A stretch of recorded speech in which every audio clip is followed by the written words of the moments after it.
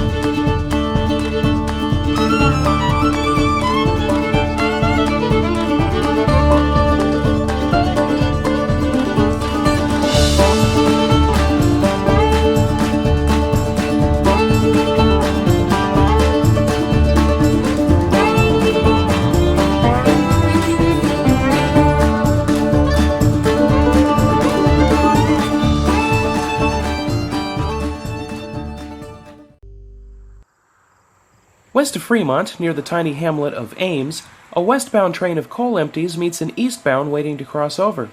The day we were filming, track crews working around Fremont had one of the two main tracks out of service.